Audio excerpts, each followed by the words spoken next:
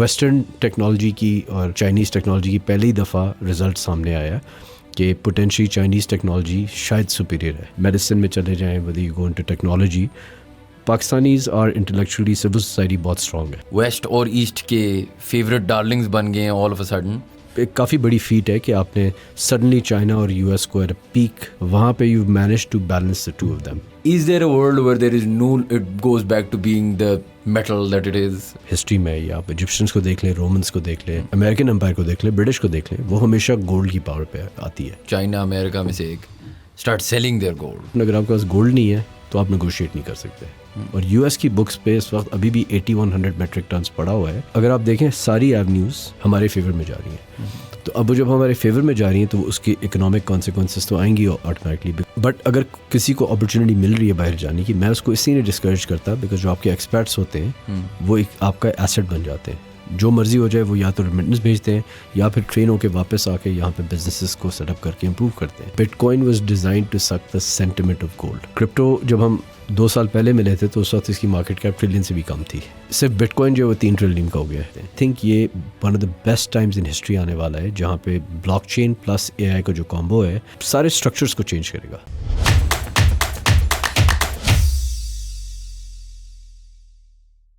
Assalamu alaikum everyone and welcome to another episode of How Does It Work, a podcast by Pro Pakistani. We have our resident money expert, future predictor, Faisal Aftab back on the podcast. बहुत शुक्रिया sir. Thank you for having me. Thank you. वापस time दिया. You've become a regular on this show now. It's we always have a good discussion, so I enjoy it. So let's start with a lot of your predictions seem to be coming true, and so we keep calling you back to see what happens next. So Pakistan, whatever happens in May, एकदम से हमारी कोई social standing increase हो जाती है. क्या होता है? It's hard to sort of figure out. On the one hand, आप देख रहे हैं international leaders taking interest in Pakistan, presidents talking about us, pacts being signed, and we'll get to all of that. लेकिन on the other hand, then day to day Pakistan क्या बेहतर हो रहा है. अभी हम ऑफ एयर भी डिस्कस कर रहे थे. For example Procter and Gamble leaving Pakistan, Gillette जो है. What's going on? Is it getting better? Is it getting worse? What are the economic indicators? What should we be looking for?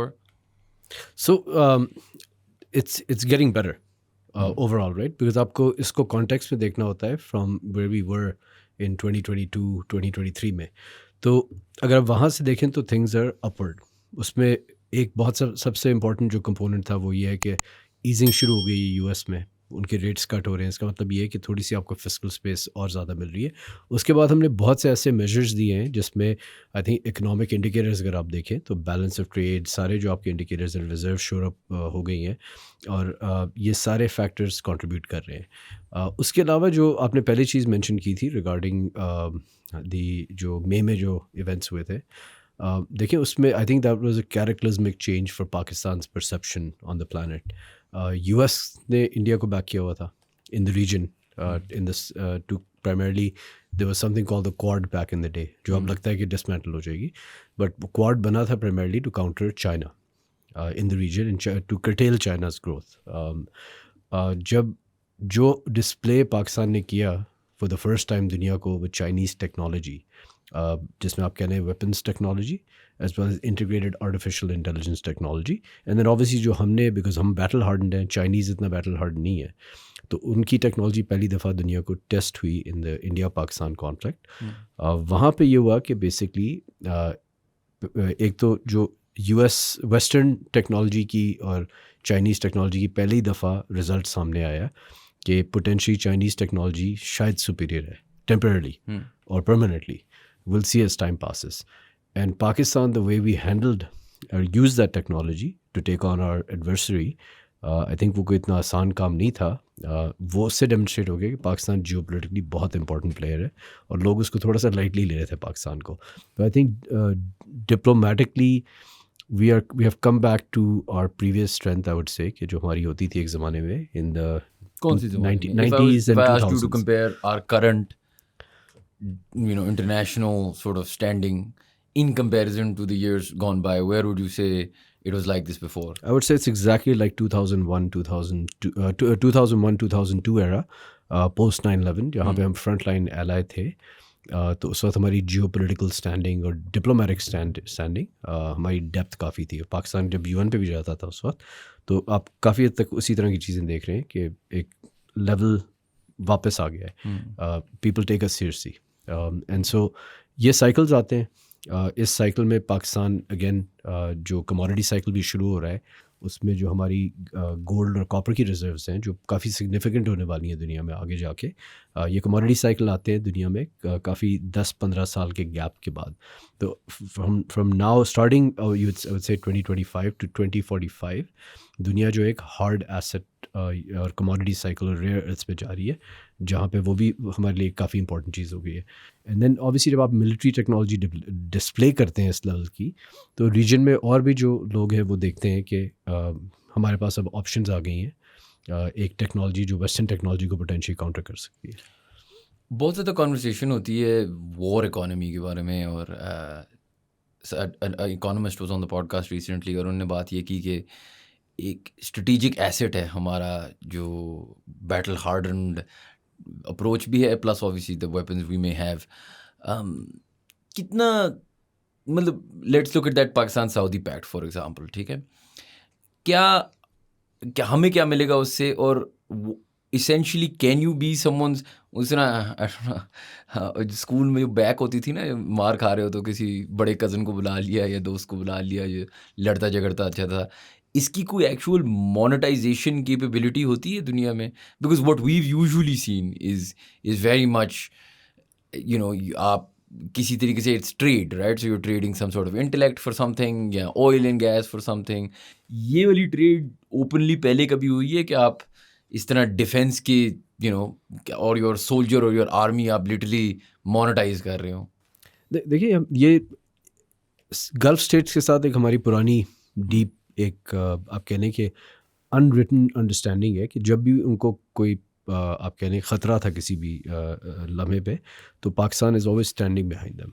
और हमने बल्कि ज़्यादा किया है टाइम्स, उन्होंने मे बी रेसिप्रोकेट नहीं किया in the recent history, but अब उनको भी रियलाइजेशन होती जा रही है कि बेसिकली आप अपने एग सारे एक बास्केट में नहीं डाल सकते, तो वो डाइवर्सिफाई कर रहे हैं। इसका ये मतलब नहीं कि उनकी जो एग्जिस्टिंग रिलेशनशिप्स है वो ख़त्म हो जाएंगी, but I think Pakistan region में कम से कम इन द इस्लामिक वर्ल्ड में अगर आप कह लें तो it is the strongest army, and on top of that we have nuclear weapons which now is becoming, आप कह लें कि सबसे, ये पिछले एक साल में एक चीज़ सबको समझ आ गई है कि न्यूक्लियर डिटरेंट जो है वो बहुत इंपॉर्टेंट हो गया है कॉन्फ्लिक्ट में। तो गल्फ स्टेट्स के लिए एक तरीके से अगर आप देख लें, नेटो स्टाइल पैक्ट जो अगर सऊदी के साथ शुरू है and potentially other gulf states can join, इसमें मेन चीज़ तो न्यूक्लियर डिटरेंट है। इसका ये मतलब नहीं ऑफेंसिव है, ये एक डिफेंसिव है। और ये ट्रीटीज़ वर्ल्ड वॉर 2 में भी बाय द वे इसी तरह हुई थी उस ज़माने में। उसके बाद से एक्चुअली दुनिया ने सीखा था, बहुत सी इस तरह की अग्रीमेंट्स सीक्रेट में होती थी। मैं ये नहीं कह रहा कि पाकिस्तान की ऑलरेडी एग्रीमेंट थी, I am not privy to that, but उसमें जब वॉर एक्चुअली शुरू हुई उसके बाद ट्रीटी सरफेस हुई, क्योंकि जब आपने एक मुल्क को अटैक किया अचानक दूसरा एक्टिवेट हो गया और इसी तरह वॉर एक्सपैंड कर दी गई। तो उसके बाद से दुनिया ने इनको काफ़ी सीरियसली लेना शुरू कर दिया था, और अब जब ये ओपनली अनाउंस हो रही है तो एक तरीके से डिटरेंट है इस रीजन में। ऑब्वियसली हमें इससे फ़ायदा ये आएगा बिकॉज देखिए हमारे पास पॉपुलेशन है, हमारे पास स्किल सेट्स हैं, as we seen whether you किसी भी इसमें आप मेडिकल में चले जाएं, मेडिसिन में चले जाएं, whether you go into technology, Pakistanis और इंटेलेक्चुअली सिविल सोसाइटी बहुत स्ट्रॉन्ग है। और ऑन टॉप ऑफ दैट आप अगर उस मिलिट्री स्किल सेट को देख लें तो amongst the top militaries in the world, top 10 में तो हमेशा आती हैं। I would say probably somewhere on the 6th or 8th number if you actually look at जो battle hardened versus just paper पे जो मिलिट्रीज हैं। तो उस लिहाज से अगर आप देखें तो there is nothing wrong with that, because हर एक को एक जियो पोलिटिकल कवर चाहिए। तो आप कह लें कि वो हमारी जो जियो पोलिटिकल लोकेशन है वो दोबारा फिर हमें एक सेविंग ग्रेस के तौर पे आ गई है कि आई थिंक कि पूरा जो इस वक्त रीजन है जो थोड़ा सा वनरेबल फील कर रहा है बिकॉज द रीसेंट कॉन्फ्लिक्ट जो गल्फ में हो रहा है, वहाँ पे Pakistan stands pretty strong. And जो हमारा एडवर्सरी था जिसको हमने मई में थोड़ा सा डेमोन्स्ट्रेट किया है उसके ख़िलाफ़, तो वो उसी एंटिटी का एलाई भी था वहाँ पे। तो काफ़ी हद तक आप कह लें कि चीज़ें चेंज हो गई हैं उसके बाद, और दुनिया काफ़ी स्पीड से वैसी चेंज हो रही थी जैसे जैसे करेंसी साइकिल मैच्योर हो रहा है, और आप इस तरह की और अलाइंसेस और री अलाइंसेस आप काफ़ी शिफ्टिंग देखेंगे over the next 5 years।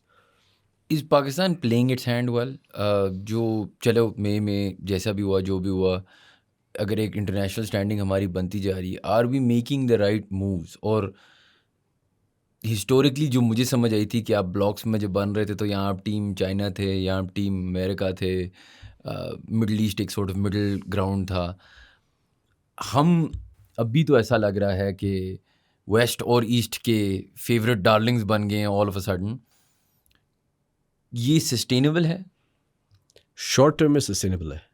I have to be honest, I'm surprised कि we've managed to pull this off. It's a एक काफ़ी बड़ी फीट है कि आपने सडनली चाइना और यूएस को एट अ पीक, आप कह लें कि टेंशन जो जियोपॉलिटिकली और करेंसी के बेसिस पे बिल्डअप हो रही है ट्रेड के ऊपर, वहाँ पे you manage to balance the two of them. अगर आपको याद हो, यूएस कम्प्लीटली इंडिया की तरफ चला गया था with very limited engagement Pakistan, और हम बेसिकली चाइना के साथ थे प्राइमरीली, लेकिन हमारे एक्सपोर्ट्स क्योंकि यूएस और यूरोप की तरफ थे तो हम वो बैलेंसिंग एक्ट खेलने की कोशिश कर रहे थे.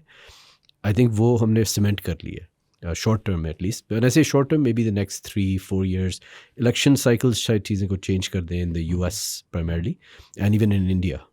वो अलाइंसेस फ्लूइड रहेंगी जो हम जिस पीरियड में हम आ गए, सिमिलर टू आई वुड से कि 1930s, late 1930s, early 40s के आसपास लग रहा है. Like before a world war? I think we're already in a world war. It's just less kinetic. What I mean is कि उसमें ज़्यादा इकोनॉमिक और फाइनेंशियल है. Do you think it will stay less kinetic? I mean, it's increasingly more kinetic. I hope it stays less kinetic. But जो history हमें दिखाती है, कोई भी जो रिजर्व करेंसी होती है वो इतनी आसानी से वो पावर जो है वो छोड़ती नहीं है, और इनवेरिएबली कॉन्फ्लिक्ट्स होते रहते हैं. और ये प्राइमरी ट्रेड राउट्स, और अगर आप देख लें ज़्यादातर उसी के बेसिस पे है कि कहाँ से तेल गुजरना है और ट्रेड गुजरना है और किस करेंसी में प्राइस होगा. तो फिनिशिंग ऑफ ऑन पाकिस्तान, हमने काफ़ी, आई थिंक हमने बैलेंस काफ़ी ज़बरदस्त कर लिया है, बिकॉज आई थिंक एक थोड़ी सी कुछ चीज़ें भी चेंज हुई हैं दुनिया में. तो अगर इकोनॉमिकली आप देखें तो while the US is in pretty bad shape in terms of debt to GDP, but it's still the US. They have innovation, artificial intelligence, blockchain को उन्होंने adopt कर लिया है, which is intrinsically linked to artificial intelligence scaling. But at the same time अगर आप technology को देखें, जो मिलिट्री टेक्नोलॉजी या टेक्नोलॉजी, वो मेन डिस्ट्रप्टर है कि कौन स्ट्रॉन्ग कंट्रीज होंगी. पिछली बार मैन्युफैक्चरिंग थी combined with मिलिट्री स्ट्रेंथ, या मैं पिछली बार कह रहा हूँ World War I and II की बात कर रहा हूँ. तो उसमें यूएस स्टिल अभी प्लेयर है, बिकॉज सारे जो क्लाउड इंफ्रास्ट्रक्चर है वो सारा Amazon, Google, Microsoft and so on, वो इंफ्रास्ट्रक्चर. यूरोप के पास तो कुछ नहीं था ना. यूरोप ने उन्होंने प्लेटफॉर्म्स बनाए, लेकिन सारा डेटा तो उन्होंने उधर बिठा दिया जो एआई में अब यूज़ होगा उसको ट्रेन करने के लिए. चाइना के पास अली बाबा क्लाउड, ये क्या नाम है अपना, Baidu cloud and numerous others, तो उनकी भी काफ़ी स्ट्रॉन्ग टेक्नोलॉजी प्लेटफॉर्म्स है. तो इसमें सिर्फ यूएस और चाइना रह गए हैं. तो अब हो ये रहा है कि यूरोप और यूके जो है, और वो आपको नज़र भी आ रहा है in the form of social unrest, उनकी इकोनॉमीज़ जो हैं वो एक तरीके से फ्रैगमेंट हो रही हैं, and they will deflate away. So as Europe and the UK become smaller in size and less important geopolitically, वहाँ पे फिर एक मिडल पावर इमर्ज कर रही है. और अगर आपको याद है, हमने 2-3 साल पहले भी इसकी बात की थी. वो मिडल पावर लग ये रहा है कि चाइना और यूएस की कुछ ना कुछ अंडरस्टैंडिंग हो गई है कि gulf states combined with Pakistan and potentially Egypt, ये यूरोप और यूके जो रोल प्ले कर रहे थे, एक न्यूट्रल बैलेंसिंग एक्ट प्ले करेंगे, जहाँ पे ये चाइना के साथ भी ट्रेड करेंगे, सप्लाई लाइंस चाइना से भी होंगी और यूएस से भी ट्रेड होगा एंड एफिलिएट्स, एंड वहाँ से भी सप्लाई लाइंस होंगी. सो फैसल, अगर हम थोड़ा सा डाइवर्ट करें एक सेकंड के लिए, what happens to the Europe then, what happens to the UK? So I think आपको नज़र आ रहा है क्या हो रहा है. उनका एक तो डेमोग्राफिक का इशू है. वो ये है कि उनकी पॉपुलेशन जो है उसका ग्रोथ रेट जो है वो इतना कम हो गया है, 1.8% से कम हो गया है, और वो इमिग्रेशन से उसको ऑगमेंट कर रहे हैं. तो अगर आप 1.8% से आपका बर्थ रेट कम हो जाए तो इसका मतलब ये है कि आप बेसिकली एज ए रेस आप पोटेंशली एक्सटिंक्शन की तरफ जा रहे हैं ओवर 100 year पीरियड. जब जापान का भी ये मसला है, बहुत से और मुल्कों का है. तो वहाँ पे इमिग्रेशन आती है. जब इमिग्रेशन आती है, जब टाइम अच्छे होते हैं इकोनॉमिकली, तो हर बंदा कहता है यार दरवाज़ा खुला है आओ. जब टाइम बुरे होते हैं तो फिर लोकल पॉपुलेशन जो है वो, तो सिविल अनरेस्ट जो है वो और सिविल अनरेस्ट हो रहा है, अनएम्प्लॉयमेंट हो रही है एआई की वजह से, वैसी स्ट्रक्चरल अनएम्प्लॉयमेंट आ रही है, और ऑन टॉप ऑफ दैट 2008 से जो सारे मिलके प्रिंट कर रहे थे पैसे to sustain us to survive और prop up this system since 2008, उसके जो अब सारे जो रिपरकशंस हैं वो अब शो अप कर रहे हैं। और जो जिसकी इकॉनमी जितनी डीप है या जिसके पास जितना गोल्ड है या कुछ और है ग्राउंड में हार्ड एसेट, जिस तरह जब आप लोन लेने जाते हैं, ये इकॉनमीज तो लोन पे चल रही है ना, मनी जब प्रिंट करते हैं तो डेट ही होता है। तो अगर आपके पास ज़मीन नहीं है या हार्ड एसेट नहीं है तो फिर वो एक डिफ़ॉल्ट का इशू आ जाता है, और ये अपने आप को प्रिंट अवे कर रहे हैं। तो वहाँ से सोशल अनरेस्ट इसलिए आ रहा है बिकॉज इनको थोड़ी सी अपनी बेल्ट टाइटन करनी पड़ी है, तो हैंड आउट्स नहीं दे पा रहे लोगों को, सपोर्ट एज अनएम्प्लॉयमेंट हो रही है, आप कह लें all sorts of social support, और इमिग्रेंट्स आ रहे हैं तो और स्ट्रेन बन रहा है। तो वो एक सोशल फ्रैगमेंटेशन। और आप देख लेना यूके की अगर आप गवर्नमेंट्स देखें तो आई मीन हमारी ज़्यादा स्टेबल लग रही है गवर्नमेंट, उनका हाल प्राइम मिनिस्टर की अगर आप काउंट करें तो आई थिंक टोनी ब्लेयर के बाद से, टोनी ब्लेयर कह रहा हूँ, उसका गॉर्डन ब्राउन या उसके बाद कौन था जो I think since for the last 5-6 years I mean I have lost count कि कितने उनके आगे गए हैं। एंड टू दैट पॉइंट, अभी आपने गोल्ड की बात की, गोल्ड का एक सर्ज आया हुआ है। अच्छा, first I want to understand one thing. I was talking to someone on the podcast recently, and वही economist एक आया थे, Dr. Gibran, and he mentioned this theory of could one day gold or the value we place in gold become irrelevant? Matlab, could you, I'll come to the surge that's happening, but is there ever a world where you don't hold on to the asset that is gold once crypto is fully in play and say currencies are being backed by some blockchain, AI technology, whatever it is, right? Is there a world where there is no, it goes back to being the metal that it is or the whatever patthar that it is?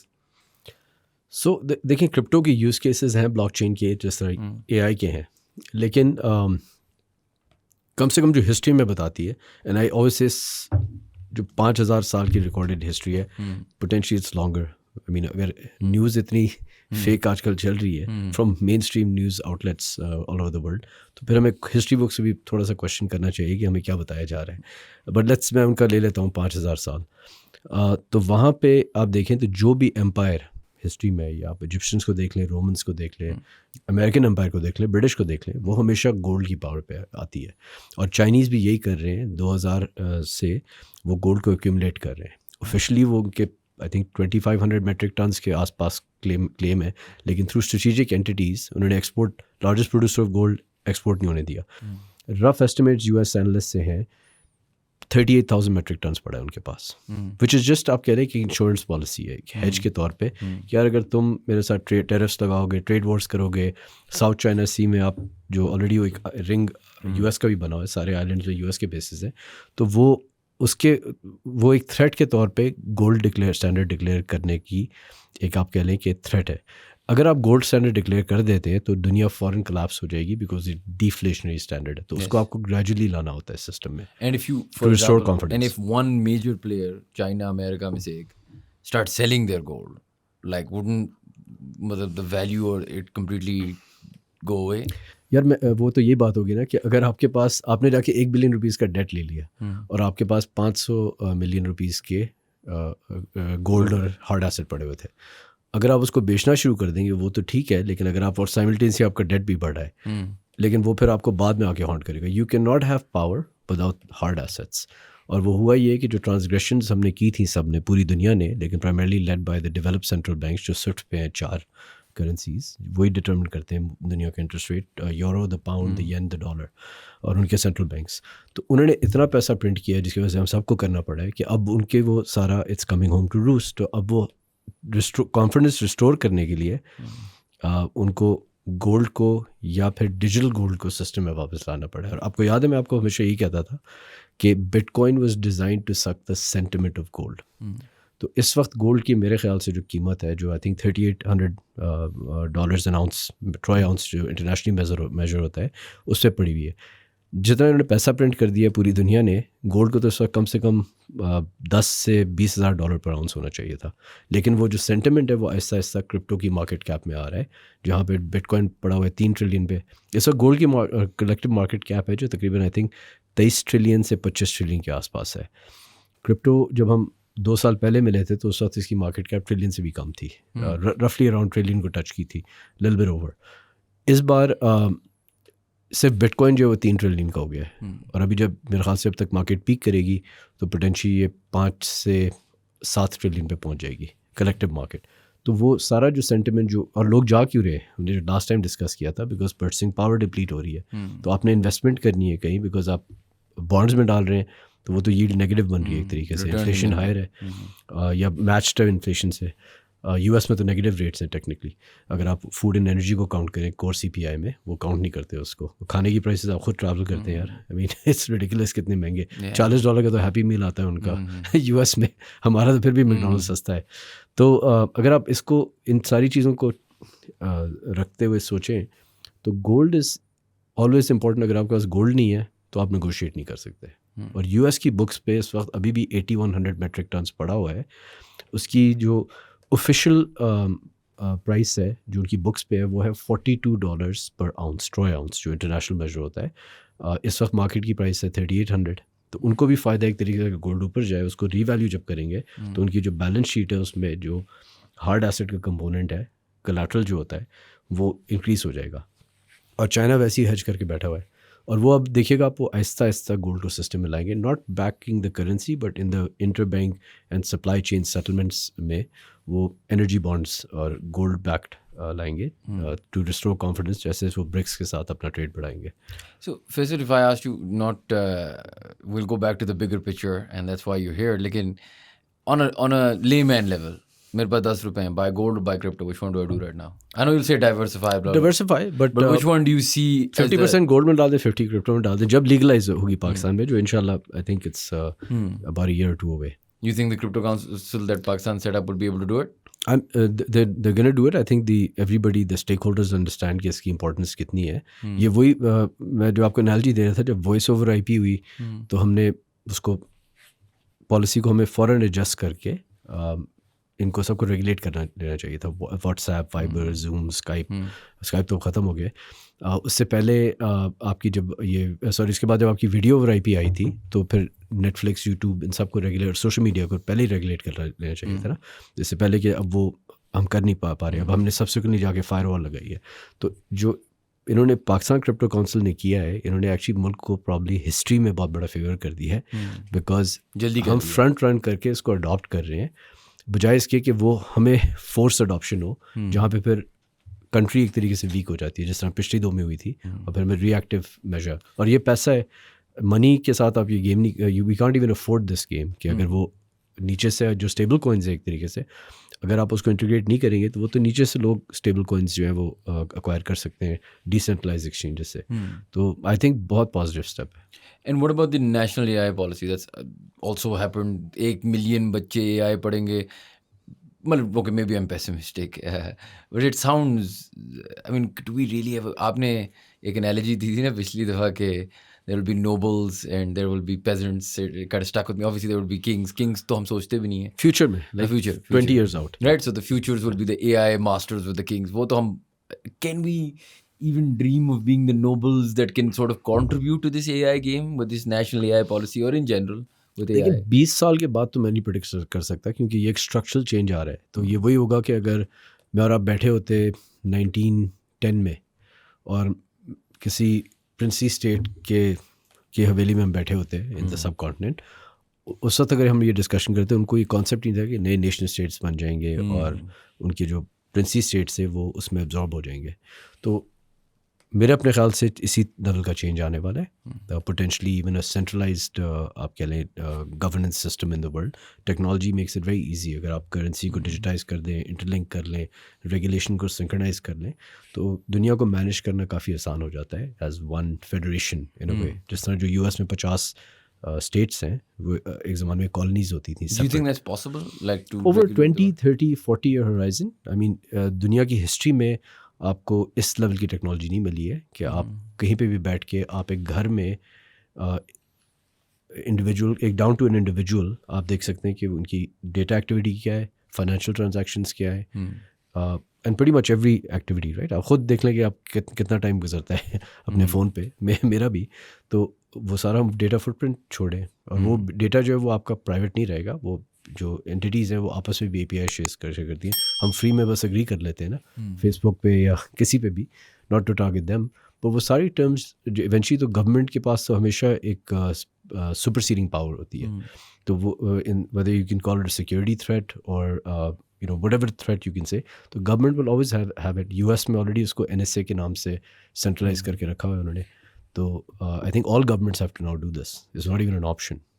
And if I asked you, let's walk through back to the Pakistan sort of 3-year, 5-year, 10-year window, right? So, okay, let's start with 3 to 5. What happens in the next 3 to 5 years? What's the money man predicting? Extremely bullish. जो हमारा अभी इस वक्त pact हुआ है, एक तरीके देखिए ना, एक चाइना के साथ हम फोर्टिफाई हो गए. We have turn into their showcase for their defence equipment, जिसमें पूरी दुनिया अचानक इंटरेस्टेड हो गई है. तो वो एक तरीके से आप कह लें कि वहाँ से फोर्टिफाई हो गए हम. अब US भी हमसे वार्म अप हो गया है, बिकॉज जो रोल एक्सपेक्ट कर रहे थे इंडिया से प्ले करने का, वो इंडिया प्ले नहीं कर पा रहा.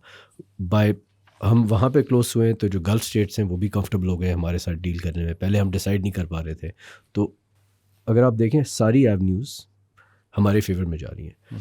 तो अब जब हमारे फेवर में जा रही हैं, तो उसकी इकोनॉमिक कॉन्सिक्वेंसेस तो आएंगी ऑटोमेटिकली, बिकॉज इकोनॉमी जो है, जब किसी को आपने चढ़ाना होता है, तो How simple is that? Like, is it just down to अगर आपने इकोनॉमी चढ़ानी है तो चढ़ा. There is schools of thought here जो हमारे पड़ोसी हैं, उनके बारे में ये कॉन्वर्सेशन कभी कभार होती है कि यार अमेरिका चाहती थी, उनको प्रॉप अप किया, बनाया, बड़ा किया, एंड अगर ख़त्म करना चाहे तो वो यूँ कर सकती है. नहीं, सो इंडिया का थोड़ा सा मैं डिपार्चर करूँगा कि उन्होंने पेन ली थी. उन्होंने क्लोज्ड इकॉनमी बने थे, वो उन्होंने डोमेस्टिक इंडस्ट्री को बनाया अपनी.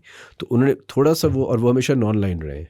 हम अलाइन थे कोल्ड वॉर में. इंडिया की पॉलिसी थी कि हम नॉन लाइन रहेंगे, इसीलिए उनकी जो अब वीकनेस बन गई, वो डिफेंस US से भी ले रहे, सॉरी फ्रेंच से भी ले रहे थे, रशियन से भी ले रहे थे. हर एक चाइनीज़ से नहीं बेचते उनको कि नहीं, हमने किसी पे डिपेंड नहीं करना. वो थोड़ा सा बैकफायर कर गई. बट उनका इट्स बिग इनफ इकॉनमी कि हर एक उनके साथ ट्रेड करना पड़ेगा. हम भी ठीक ठाक साइजेबल इकॉनमी है. अगर आप ब्लैक इकॉनमी काउंट करें, मैं अभी आपको कहूँगा कि दिस इज़ कंफर्टेबली $1 ट्रिलियन. अगर आप उसको GDP पर कैपिटा पे मेजर करते हैं, on in terms of purchasing power parity, it's that's how we should be measured. We are big economy on the planet. But और ये कि अब हम कैशलेस जाएंगे, वो सारी ऑनलाइन आएगी, यही इंडिया ने किया था. तो अब वो बिग इकॉनमी जब बन गए, तो कंट्रीज़ ने उनके साथ ट्रेड तो करना है. तो वो, लेकिन जो उनको एक प्रिंसली स्टेटस मिल गया था US के साथ अलाइन होके, जिसपे वो थोड़ा सा एरोगेंट भी हो गए थे, वो कुछ दिन उनको कैरेट एंड स्टिक डील करनी पड़ेगी, जो हमने भी किया था जब वॉर टेरर में थे, कि वो डू मोर, और हम फ्रंटलाइन एलाई भी थे. तो ये पॉलिसी होती है, and I wouldn't count on it long term, because pendulum swing भी कर सकता है जैसे जैसे वहाँ पे election. But do you think in the next 3 to 5 years it's 3 to 5 years, I think things are looking in our favor. The Gulf states realizing that they also need to partner with Pakistan, because उनका oil export सारा, जो US तो net exporter है energy का, तो उनकी जो energy export थी वो टारगेट कर रहे थे इंडिया को as obviously the largest, second largest population in the world. And China doesn't want to buy in dollars. वो अपनी एनर्जी बॉन्ड्स और रेवेन्यू बेस्ड ट्रेड करना चाह रहे हैं, या स्वैप्स करना चाह रहे हैं. तो वो गल्फ स्टेट्स के ऊपर प्रेशर है US से और यूरोप से कि भाई आप अगर डीडॉलराइज करेंगे, तो फिर आपने देखा है क्या होता है, जो कंट्रीज तेल बेचने की कोशिश करती हैं किसी और करेंसी में. तो वो एक तरीके से उनको ये समझ आ गई कि यार सिक्योरिटी के लिए हमें फिर भी let's look eight Pakistan and potentially Egypt in the future. So what should I expect? Like, if I'm a regular Pakistani, walk me through the next 5 years. Am I getting rich? So we're all going to make a lot देखिए, of money. Economic जब आप नीचे जाते हैं, तो then everything looks good upward, right. लेकिन जब आप ऊपर से नीचे आ रहे थे, तो फिर उससे कंप्लेन हो रही थी. तो गुड थिंग इज कि हमने पैराबोला जो 2023 में बॉटम आउट कर गया था, आपको याद है मैंने एक ट्वीट भी किया था इसके बारे में. तो वहाँ से अब 18 to 24 months later things are looking very very positive, because आप यूँ जा रहे हैं. अब 26 के एंड में जाके थोड़ी सी हेडविंड्स हैं, लेकिन 26 most of this year and next year at a global macro level, सारी जो टेल विंड है, जिसको कहते हैं कि आपको हवा मिल रही है ऊपर जाने के लिए, वो काफ़ी हद तक आपके फेवर में है. एक और चीज़ जो फंडामेंटली चेंज हो रही है, हम एक सब्सिडाइज्ड एक्सपोर्ट बेस्ड इकोनॉमी से, वन ऐसे सब्सिडाइज यानी कि ये अगर आप हर चीज़ को सब्सिडाइज कर रहे हैं और एक्सपोर्ट कर रहे हैं, तो करेंसी तो फिर भी आपकी डैमेज हो रही है ना, और इकोनॉमी. तो अब हम जा रहे हैं माइनिंग मिक्स पे, एंड अगेन बिकॉज हम, जिसमें इकोनॉमी के काफ़ी हद तक माइनिंग मिक्स हो जाएगा, ये यानी गोल्ड, कॉपर और मल्टीपल अदर रेयर अर्थ्स जो आपकी नॉर्दर्न एरियाज में. I won't go into that, but उससे भी आपको बोइंसी आएगी, बिकॉज होगा ये कि बेसिकली वो एक एक्सपोर्ट बन जाएगा. अभी तो इन्वेस्टमेंट आ रही है, उसके बाद वो इन्वेस्टमेंट भी इनफ्लो है, उसके बाद वहाँ से फिर आप जब एक्सट्रैक्ट करेंगे अलॉन्ग विद अदर पार्टनर्स, फिर जब वो बाहर जाएगी for use copper and gold, तो वो आपके लिए एक्सपोर्ट बन जाएगी ना. तो there's lots of benefits coming. So structural mix जो है it's very different from the past 20 years. तो वो बहुत पॉजिटिव है. ऊपर से स्टेबिलिटी, देखिए पॉलिटिकल इंस्टेबिलिटी, मैं साइड्स नहीं रहता पॉलिटिक्स में ज़्यादा, क्योंकि पॉलिटिक्स से फ़र्क नहीं पड़ता. अल्टीमेटली 10-20 ईयर का गेम होता है फोकस पे. एक शॉर्ट टर्म अगर हार्मनी आपकी बनी हुई है उसमें आपको फ़ायदा है काफ़ी, बिकॉज कम से कम डोमेस्टिक स्ट्राइफ इतनी नहीं है at the moment obviously, and but others can exploit that as well. So the quicker we settle all our differences, it's better, because I think now we should just focus on Pakistan. ये हमें काफ़ी एक आप कह रहे हैं कि इस तरह के मौके पहले भी आए हैं and we squandered them. ये वाला जो है it's rocket ship upward potential जो इंडिया को मिली थी 2013 में, and they took it by demonetizing and then got geopolitical leverage. And on a personal level, because I know a lot of people watching this will then be like, अच्छा ठीक है, अगर पाकिस्तान के बहुत हालात बेहतर हो रहे हैं, next 5 years is great, should a lot of the kids watching this and people watching this go ahead and start startups, and will that VC funding, क्योंकि आप इस दुनिया से भी belong करते हैं, you wear many hats, so should the startup boys come back and come out with a new venture? Should they be expecting lots of venture capital like we saw आज से 4-5 साल पहले at least? Should we be expecting, just walk us through what we should be expecting, right? So what should people do? एक तो macro level पे हो रहा है, what's going to happen on the micro? सो एक तो ये है कि देखें इकॉनमी जब इम्प्रूव करेगी तो वो सिमेट्रिक नहीं होती. कुछ सेक्टर्स शुरू में बेनिफिट करेंगे, फिर इवेंचुअली पोटेंशियल ट्रिकल डाउन होगा, पॉसिबली नहीं होगा. मेरे ख्याल से होता है हमेशा, बिकॉज गुड्स एंड सर्विसेज होती हैं, तो सर्विस इंडस्ट्री को भी बॉयंसी मिलती है गुड्स जब गुड्स आपकी इंक्रीज़ करें. तो बट अगर किसी को अपॉर्चुनिटी मिल रही है बाहर जाने की, मैं उसको इसलिए नहीं डिस्करेज करता, बिकॉज जो आपके एक्सपर्ट्स होते हैं वो एक आपका एसेट बन जाते हैं. जो मर्जी हो जाए, वो या तो रेमिटेंस भेजते हैं या फिर ट्रेन होकर वापस आके यहाँ पे बिजनेसेस को सेटअप करके इम्प्रूव करते हैं, जो मैंने भी किया हुआ है, right. In my own experience I am investing from that lens. तो एक तो वो एलिमेंट हो गया. दूसरा जो इनोवेशन वाला है, आई थिंक ये one of the best times in history आने वाला है, जहाँ पे ब्लॉकचेन प्लस AI का जो कॉम्बो है, ये सारे स्ट्रक्चर्स को चेंज करेगा, राइट. आपकी जो ऑलरेडी पूरा जो गवर्नमेंट स्ट्रक्चर है, इसमें सब में एफिशिएंसी आने वाली है. जैसे जैसे आपका डेटा कनेक्टिविटी जो हम अब स्टेप्स ले रहे हैं to improve over the next 2-3 years, improve होगी. और ऑटोनमसली ड्राइविंग व्हीकल्स, तो ट्रैफिक के मसले, I mean you have to zoom out 10 years 15 years, right. तो जैसे जैसे technology is the best management of the system, जहाँ पे आपको ह्यूमन रिलायंस आपकी कम होती जाती है, और ह्यूमन रिलायंस में आपके ज़्यादा प्रोसेसेस ब्रेक होते हैं. जहाँ पे आप कहने की जब कलूजन होती है, तो उसी से पूरे सब हमारी कंप्लेंट क्या है इस सिस्टम से, यही है ना कि कहीं पे भी आप जाएं तो बॉटम लेवल पे वो आप एक पैरेलल सिस्टम चल रहा होता है, और जो टॉप पे बैठा होता है वो जो मर्जी कर ले, वो उसको चेंज ही नहीं कर पाता. तो जब आप टेक्नोलॉजी डिप्लॉय करेंगे, तो जो पूरी दुनिया इधर से UAE या दुबई भागना चाह रही है, वो अगर आप उनको देखें तो उन्होंने ब्लॉकचेन और काफ़ी हद तक टेक्नोलॉजी को लेवरेज किया, और अभी उन्होंने मेरे ख्याल से 30-40% किया है. जब वो फुल स्केल हो जाएगा तो एफिशिएंट गवर्नेंस है. तो मैं इसलिए भी काफ़ी बुलिश हूँ. अब उसमें स्टार्टअप्स के लिए क्यों फ़ायदा है? देखिए, जो पुराना प्लेटफॉर्म प्ले था, प्लेटफॉर्म प्ले है जिस तरह फूड डिलीवरी हो गई, ग्रोसरीज हो गई, ट्रैवल हो गया, मोबिलिटी हो गई, जो नॉन टेक फाउंडर एक टेक फाउंडर के साथ मिल के, को फाउंडर के साथ मिल के कंपनीज बना सकते थे, वो वाला आप कह नहीं, गेम ख़त्म हो गया है. जो बनने थे प्लेटफॉर्म वो काफ़ी हद तक बन गए. शायद मे बी 10-15% का चांस और there always underdogs that can come and disrupt the market. जिस तरह इनड्राइव ने करीम को या ऊबर को कर दिया बहुत सी मार्केट्स में, या यांगो करने की कोशिश कर रहा है, बट उसको साइड पे रखते हैं. जो मेजॉरिटी फंडिंग अब आपकी आएगी वो 2 किस्म की आएगी. एक तो जो कंपनीज ग्रोथ स्टेज में है, उनके लिए स्ट्रेटेजिक एक्विजिशंस आएंगी by bigger tech that needs to do growth by acquisition. उसके अलावा आपके रीजनल एक्सपेंशन होगी. जो कंपनीज बन गई हैं, जो टेक्नोलॉजी अगर जैसे गल्फ स्टेट्स में नहीं है, सेंट्रल एशिया में नहीं है, तो उस टेक्नोलॉजी को लेके वहाँ पे वो मार्केट शेयर कैप्चर कर सकते हैं.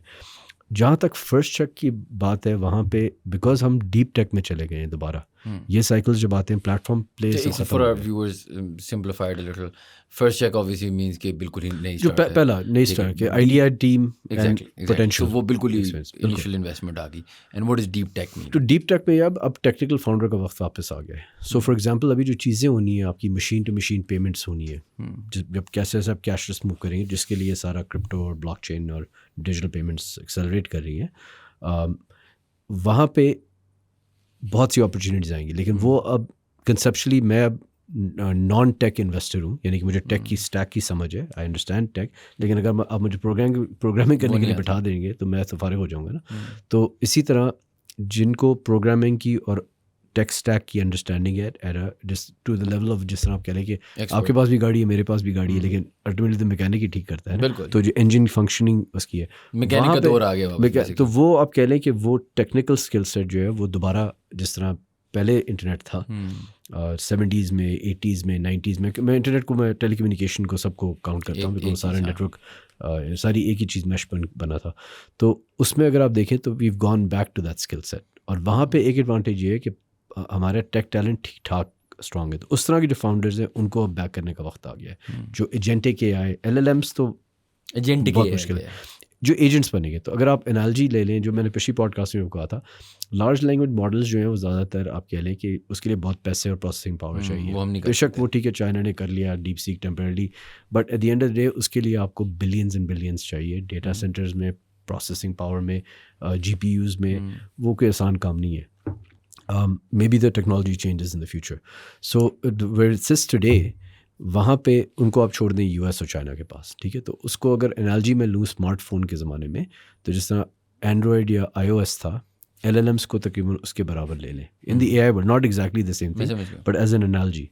लेकिन उसके ऊपर जो एप्स बनी थी सारी, वो तो लोग बना सके। तो इसी तरह जो एजेंट्स बनेंगे, तो अकाउंटिंग एजेंट हो गया, आई मीन ये एजेंट हो गया कि जी लेट्स से कि मैंने BYD आई है पाकिस्तान में, अब BYD की जो मंथली सब्सक्रिप्शन है उसके अंदर एक AI जो है, और मेरी जो सिरी, होपफुली अगर एप्पल इम्प्रूव कर लेता है सिरी को, तो मैं इन दोनों को आपस में मिडलवेयर के थ्रू इंटीग्रेट कर सकता हूँ through a third party agent, right, जिसमें आपकी प्रोटोकॉल्स बन रहे हैं सारे नहीं।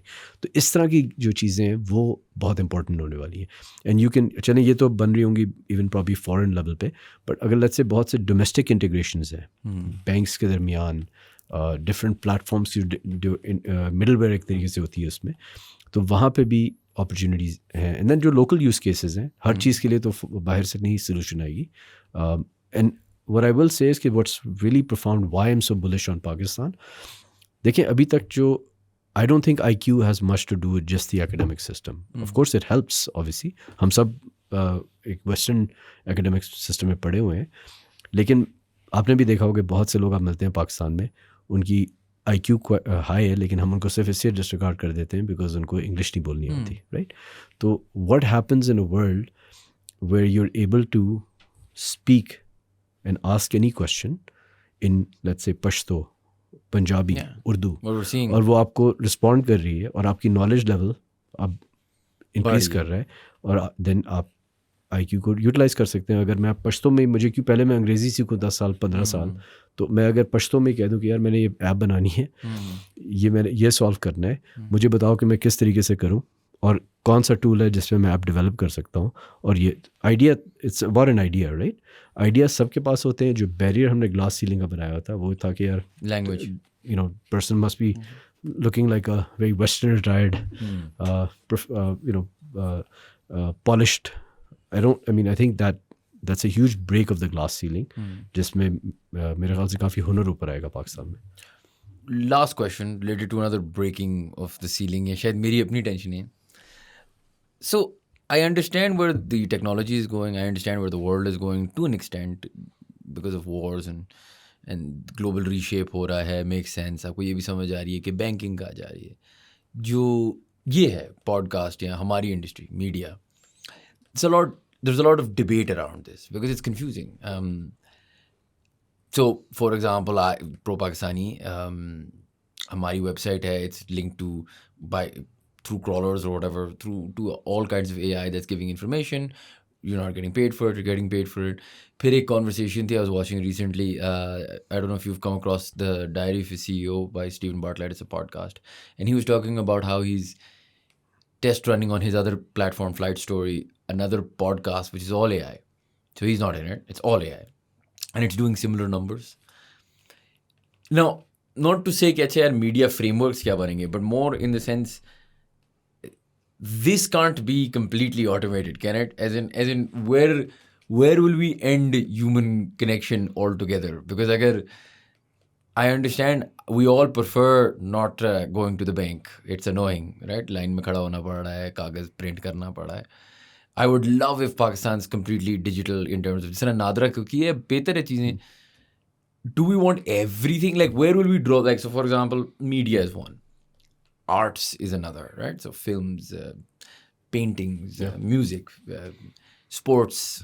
Where are we going to draw the line and be like, अच्छा यार यहाँ पे तो नहीं हम टेक्नोलॉजी ला रहे हैं? Yeah, will there be no lines? There'll be यार अगर शॉर्ट टर्म में देखें तो हाइब्रिड सिनेरियो होगा, राइट? लेकिन लॉन्ग टर्म में तो जहाँ पे टेक्नोलॉजी चीज़ एफिशिएंट कर रही है वो अडॉप्ट हो जाएगी. I still think creativity, empathy, जिसको इमोशनल इंटेलिजेंस, ये ऐसी चीज़ें हैं जो ह्यूमन बींग्स के जो सबसे बड़ा हमारा गिफ्ट है कि हर चीज़, ये मग भी किसी के पहले इमेजिनेशन में था और फिर ये प्रोड्यूस हुआ इन दिस फॉर्मेट, राइट? या ये माइक जो है किसी ने दिमाग में डिज़ाइन किया था फिर उसको मैनिफेस्ट किया था.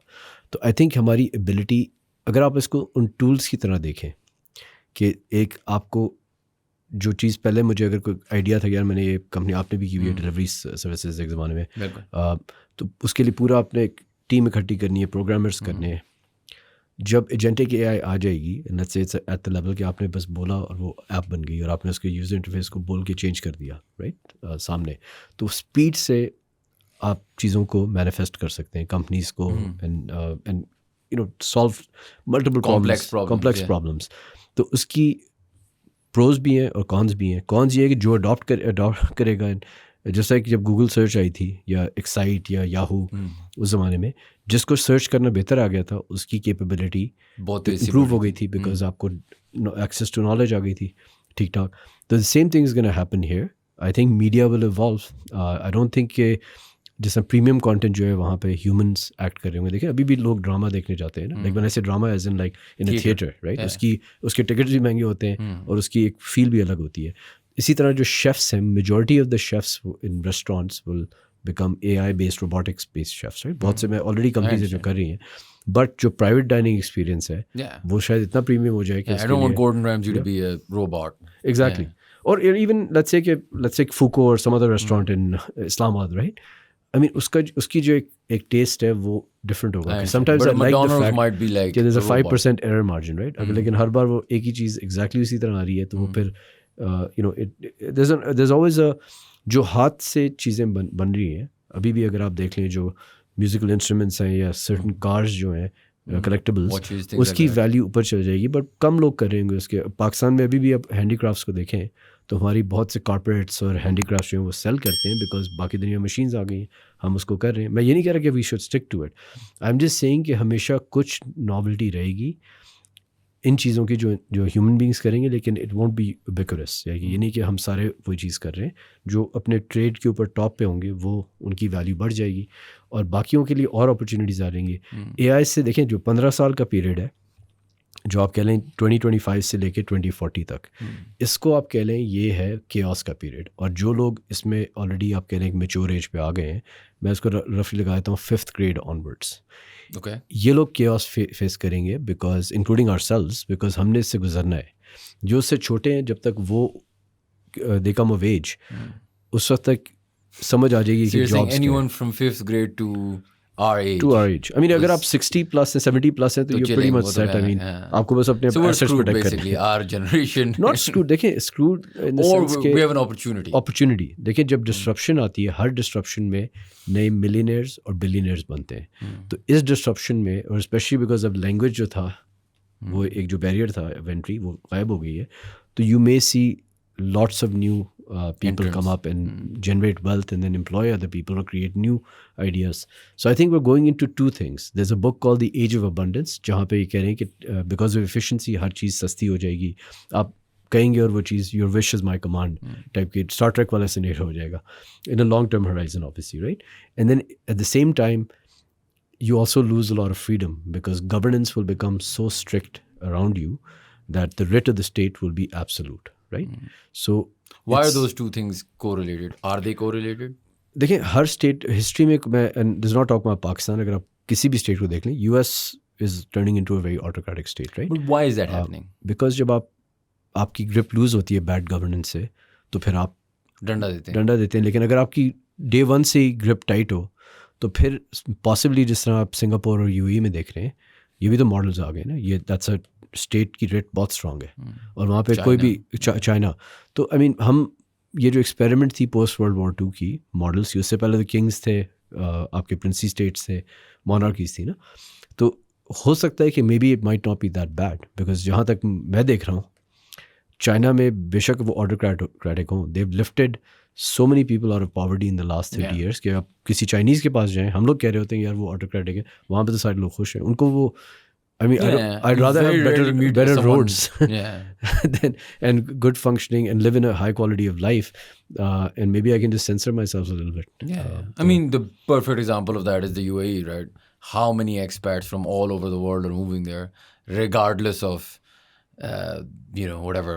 अगर गवर्नेंस स्ट्रांग है तो आपको गवर्नेंस की क्रिटिसाइज करने की जरूरत ही नहीं पड़ेगी ना, एंड वो टेक्नोलॉजी आई थिंक वो अलाउ करेगा, वो हमारी जनरेशन को ज़्यादा फील होगा बिकॉज हम ग्रो अप किए एक पीरियड में जहाँ पे फ्रीडम काफ़ी थी और प्राइवेसी काफ़ी थी, और वो तो वो सारा कुछ चेंज हो जाएगा. बट आई थिंक जो जेन अल्फा है उसको तो एक कॉन्सेप्ट भी नहीं होगा, वो आएगी वो कहेंगे यार ये तो इट्स अ फिट सीन है.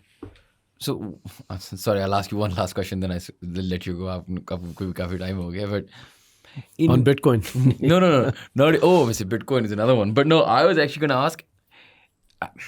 Have you ever met Fasi? Fasi Zaka is a. I know of him.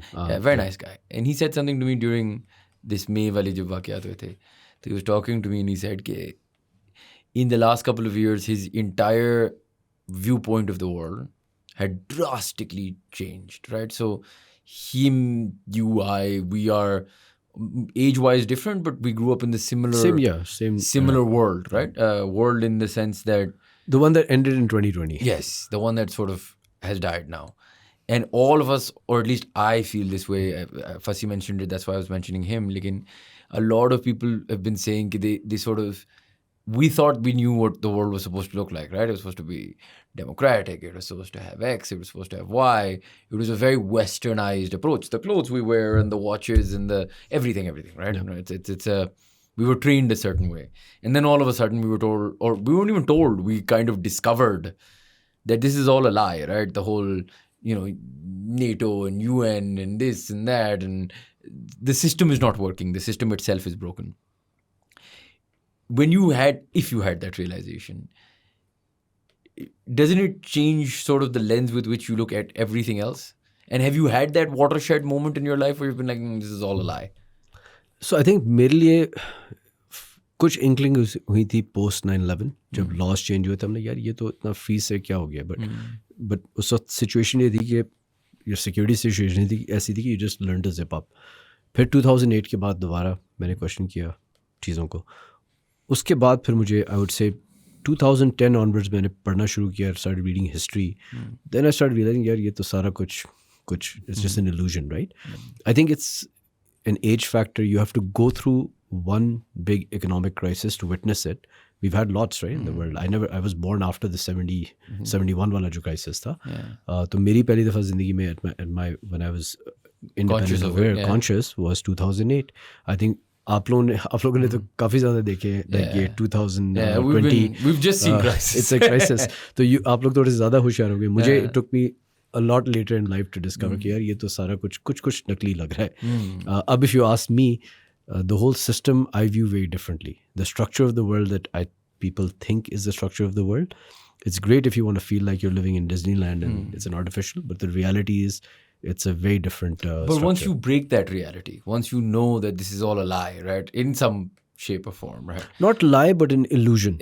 Right? So once you break that illusion, and maybe sometimes better to keep people in a comfort zone. A lot of people don't want to be outside of a comfort zone because it's like the Matrix, right? Once Neo has seen it, he can't. It's actually exactly it. like the Matrix. Exactly. So once you've seen it, you start to ask yourself the question. Like, I sometimes talk to people and I'm like, look, a lot of even succeeding on a personal level, right, is so much to do with geopolitics, foreign policy, luck, timing. So many things that I would say luck plays about 98% of it. Yeah. When I say कि like for example like Allah Ta'ala ने आपको 2 हाथ 2 पैर और functional पैदा कर दिया, तो इसमें आपका तो कोई तीर नहीं था. Yeah, I mean, by default. I would say कि that was but उसके बाद बाकी सारा 5% is your own effort. Yeah. But what I'm saying is, doesn't it sort of take away, okay, there's a monetary thing, you want to feed your kids, you want to take care of your family, tribe, all of that, I understand. But above and beyond that, like a sort of philosophical world, or a world where you start to ask the question, okay, if all of this is an illusion and you're trying to beat the matrix, right? Doesn't it sort of make you also go like, what is the point of all of this? I mean, it is essentially just a lot I mean, of... then it comes down to the test, right? The whole thing is a blink of an eye, right?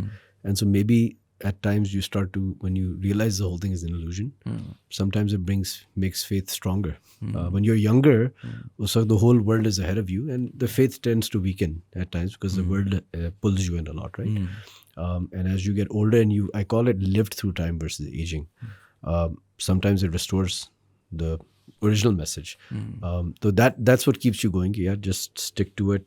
Do what you have to do. Try not to do harm onto others. क्योंकि possibly आपको, or in my opinion, आपको जवाब देना है अगली जिंदगी में. So I think that ends up being the better one, right? And would you tell... Sorry, that's for our last question, but No, Bitcoin for another day.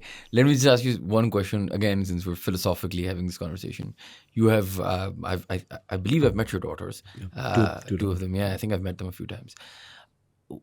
What are you preparing them for? Aapne kaha na, so are they 5th grade plus? I don't know. What Yeah, they're in 4th and 6th grade. Okay, so they're about right at the cusp of it, right?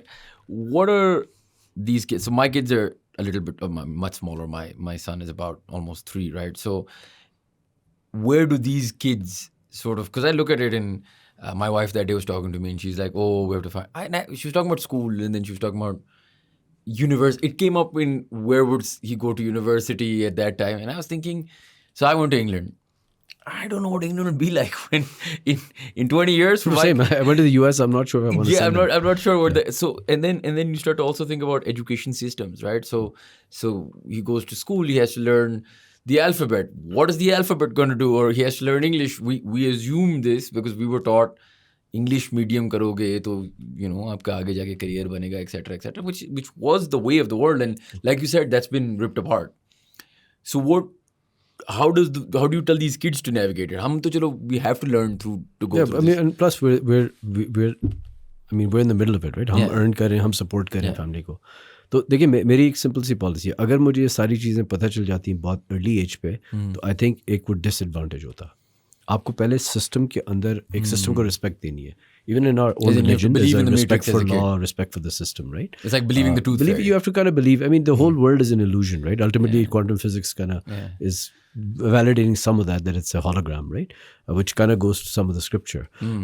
But if you were to take it for our children, I don't want them to be... I have to ask this. I'm so sorry. Of course. But we're going into places I'm too curious about. When you say quantum physics, explain that. What do you mean quantum physics tells you to a theory that it's a hologram? What does that mean?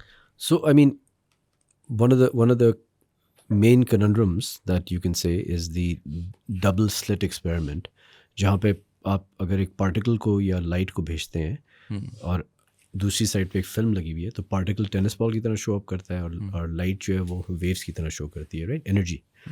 तो उन्होंने discover ये किया था कि जब observer नहीं है वहाँ पे, तो पार्टिकल भेजें, आपको तो पता है आप क्या भेज रहे हैं ना. इस साइड पे अगर लेट्स से ये स्लिट यहाँ पे लगा है, तो यहाँ से आप पार्टिकल भेज रहे हैं, अगर ऑब्जर्वर यहाँ नहीं है तो वो भी वेव की तरह शो अप करता है. और जब आप वेव को भेजते हैं वो तो वेव ही शो अप करेगी. तो इसका मतलब ये है कि जो मटेरियल फॉर्म है जिस दुनिया में हम रह रहे हैं, जिसमें ये हम एटम से बने हुए हैं, वो पोटेंशियली एक illusion when an observer is there.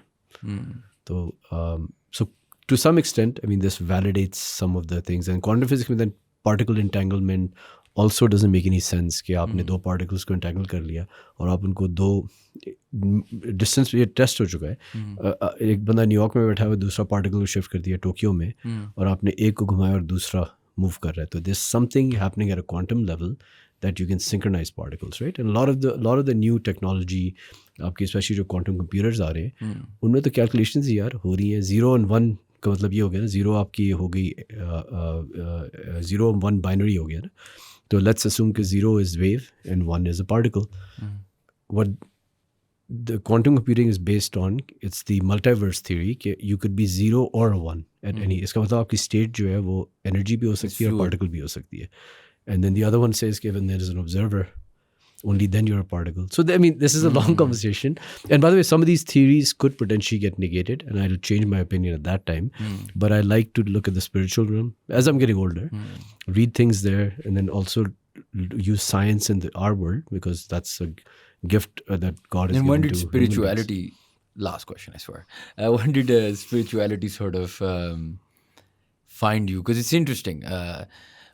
People who work in, venture capital, that sort of world, spirituality is not really usually correlated in these areas a lot, right? It's not exactly the place for it. It's money. People who have been very investment related usually look at very numbers. They look at a certain way of life. They're like how, for example, people, if you meet from the creative world, you see a lot of hippie like behavior, right? It flows in that area.